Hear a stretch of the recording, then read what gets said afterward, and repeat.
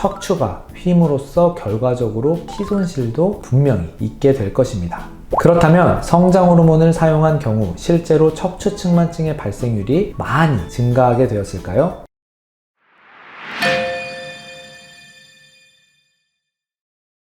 안녕하세요. 소아내분비 전문의 노정기입니다. 지난번 영상에서 성장 호르몬 치료로 발생할 수 있는 부작용에 대해 말씀드렸는데요. 이번 영상은 성장 호르몬 치료의 부작용과 관련되어 많이들 궁금해하시는 성장 호르몬 치료와 척추 측만증의 관련성에 대해 말씀드리도록 하겠습니다.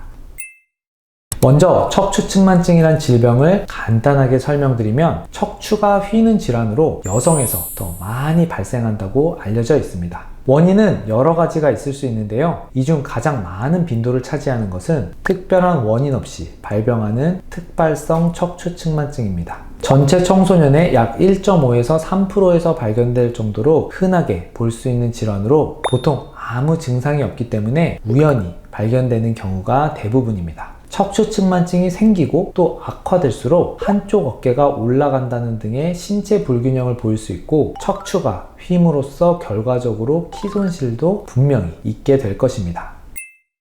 그렇다면 이러한 척추 측만증이 성장 호르몬 치료를 받는 아이들에서 나타날 수 있다는 우려의 시선이 어떠한 이유로 생겨나게 된 걸까요? 그것은 바로 척추 측만증을 발생시키거나 악화시키는데 빠른 성장 속도가 위험 요인이 될 수 있기 때문입니다. 즉, 성장 호르몬 치료를 받지 않는 것과 비교하여 성장 호르몬 치료 시 성장 속도가 증가되기 때문에 이로 인한 척추 측만증의 발생 및 악화 가능성에 대한 의구심이 나타나게 된 것입니다. 그렇다면 성장 호르몬을 사용한 경우 실제로 척추 측만증의 발생률이 많이 증가하게 되었을까요? 결론적으로 말씀드리면 여러 연구 결과를 종합해보면 성장 호르몬 치료를 받지 않은 일반 집단과의 비교 시 성장 호르몬 치료로 인한 척추 측만증의 발생률이 더 높아지지 않았습니다. 앞서 말씀드렸듯이 특별한 원인 없이 발병하는 척추 측만증의 경우 일반적으로 나타나는 비율이 논문에 따라 다르지만 1에서 4%의 비율로 발생한다고 알려져 있습니다. 그렇다면 성장 호르몬을 사용한 집단에서 새롭게 척추 측만증이 발병하는 비율은 어떻게 될까요? 여러 연구를 종합해보면 대략 0.2에서 3.7%의 비율로 발병한다고 정리할 수 있는데요. 이에 대해 하나씩 자세히 설명드리면 미국에서 10,000명 이상의 저신장 아이들을 대상으로 실시한 연구에 따르면 성장 호르몬 치료에 따른 척추 측만증의 발생률이 0.2% 밖에 되지 않는다고 발표하였고, 이는 일반 집단에서 발병하는 것보다도 오히려 낮은 수치에 해당하는 결과였습니다. 그 외에 여러 연구에서도 비슷한 연구 결과가 도출되었는데요. 국내의 경우를 보아도 가장 최근에 발표된 1,000명 이상을 대상으로 한 연구를 살펴보았을 때 평균적으로 약 2년 정도 성장 호르몬 치료를 받은 환자들 중 척추 측만증이 총 3.7%의 환자에서 발생했다고 발표하였습니다.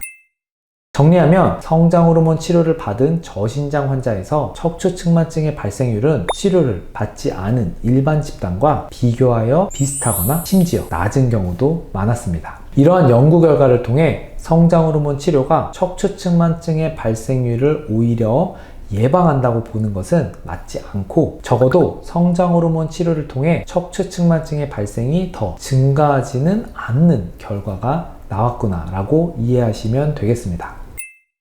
그렇다면 이미 척추 측만증으로 진단된 환자에서 성장 호르몬 치료가 척추 측만증을 더 악화시키게 만들었을까요? 성장 호르몬 치료를 받지 않은 일반적인 척추 측만증 환자들의 경우 처음 휘어있는 각도에 따라 다르겠지만 연구에 따라 15에서 70%까지 다양하게 척추 측만증이 진행된다고 알려져 있습니다. 이것과 비교를 해보았을 때 척추 측만증을 미리 진단받은 환자가 성장 호르몬 치료를 하였을 때 척추 측만증이 진행하는 경우가 연구에 따라 15에서 30% 정도로 크게 차이가 없었습니다.